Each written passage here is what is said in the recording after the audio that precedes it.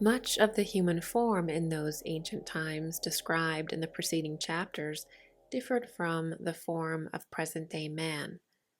One comes to conditions still more dissimilar if one goes even further back in the history of mankind. For only in the course of time did the forms of man and woman develop from an older, basic form in which human beings were neither one or the other, but rather were both at once. He who wants to form an idea of these enormously distant periods of the past must, however, liberate himself completely from the habitual conceptions taken from what man sees around him. The times to which we now look back lie somewhere before the middle of the epoch, which in the preceding passages was designated as the Lemurian epoch. At that time, the human body still consisted of soft and malleable materials. The other forms of the earth were also still soft and malleable. As opposed to its later hardened condition, earth was still in a welling, more fluid one. As the human soul at the time embodied itself in matter, it could adapt this matter to itself in a much greater degree than later. That the soul takes on the male or female body is due to the fact that the development of external terrestrial nature forces the one or the other upon it. While the material substances had not yet become rigid, the soul could force these substances to obey its own laws. It made of the body an impression of its own nature. But when it became denser, the soul had to submit to the laws impressed upon this matter by external terrestrial nature. As long as the soul could still control matter, it formed its body as neither male nor female, but instead gave it qualities which embraced both at the same time. For the soul is simultaneously male and female. It carries these two natures in itself. Its male element is related to what is called the will, its female element to what is called imagination. The external formation of Earth resulted in that the body assumed a one-sided form. The male body has taken a form which is conditioned by the element of will. The female body, on the other hand, bears the stamp of imagination. Thus, it comes about that the two-sexed male-female soul inhabits a single-sexed male or female body.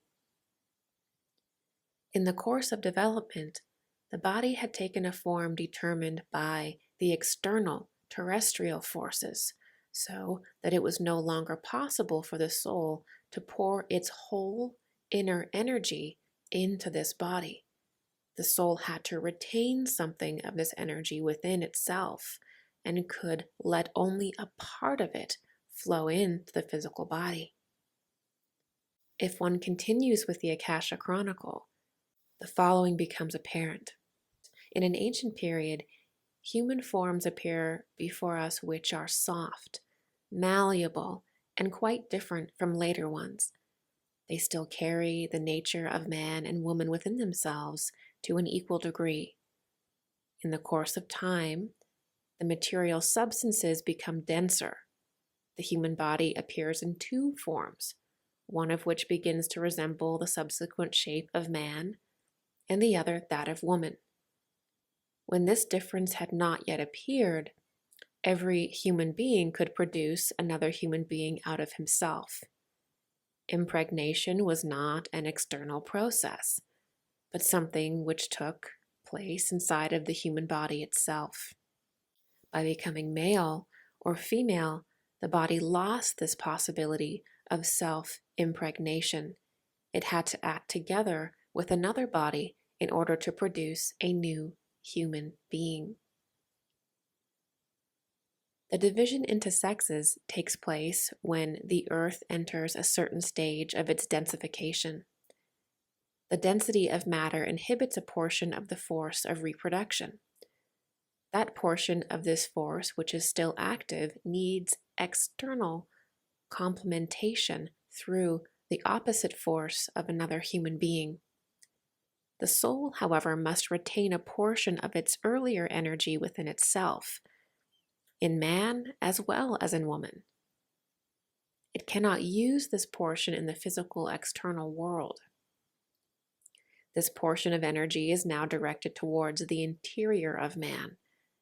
It cannot emerge towards the exterior. Therefore, it is freed for inner organs. Here, an important point in the development of mankind appears. Previously, that which is called spirit, the faculty of thought, could not find a place in man, for this faculty would have found no organs for exercising its functions. The soul had employed all its energy towards the exterior in order to build up the body.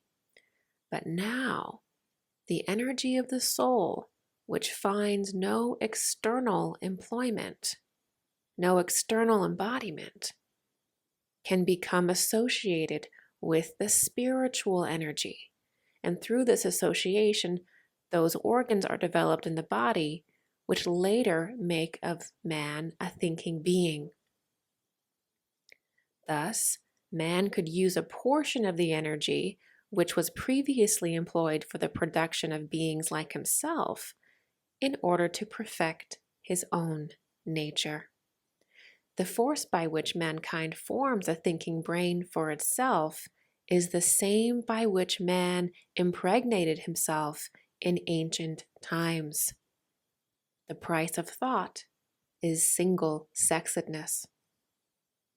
By no longer impregnating themselves, but rather by impregnating each other, human beings can turn a part of their productive energy within, and so become thinking creatures. Thus, the male and female body each represent an imperfect external embodiment of the soul, but thereby they become more perfect inwardly. This transformation of man takes place very slowly and gradually, little by little. The younger, single-sexed male or female forms appear beside the old, double-sexed ones. It is again a kind of fertilization which takes place in man when he becomes a creature endowed with spirit. The inner organs which can be built up by the surplus of soul energy are fructified by the spirit. In itself, the soul is two-sided, male and female. In ancient times, it also formed its own body on this basis. Later, it can form its body only in such a way that for the external, it acts together with another body. Thereby, the soul itself receives the capacity to act together with the spirit. For the external, man is henceforward fertilized from the outside. For the internal, from the inside through the spirit. One can say that the male body now has a female soul. The female body has a male soul. This inner one-sidedness of man is compensated by fertilization through the spirit. The one-sidedness is abolished. Both the male soul in the female body and the female soul in the male body again become double-sexed through the fructification by the spirit.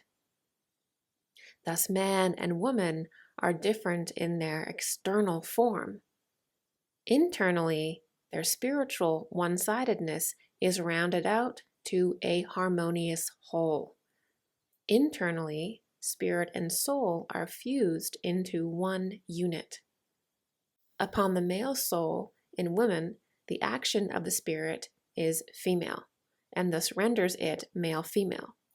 Upon the female soul in man, the action of the spirit is male, and thus renders it male-female also. The double-sexedness of man has retired from the external world where it existed in the pre-Lemurian period into his interior. One can see that the higher inner essence of a human being has nothing to do with man or woman. The inner equality, however, does result from a male soul in women and correspondingly a female soul in man. The union with the spirit finally brings about the equality. But the fact that before the establishment of this equality there exists a difference involves a secret of the human nature. The understanding of this secret is of great significance for all mystery science. It is the key to important enigmas of life. For the present are not permitted to lift the veil which is spread over this secret. Thus, physical man has developed from double-sexedness to single-sexedness, to the separation into male and female. In this way, man becomes a spiritual being of the kind which he is now.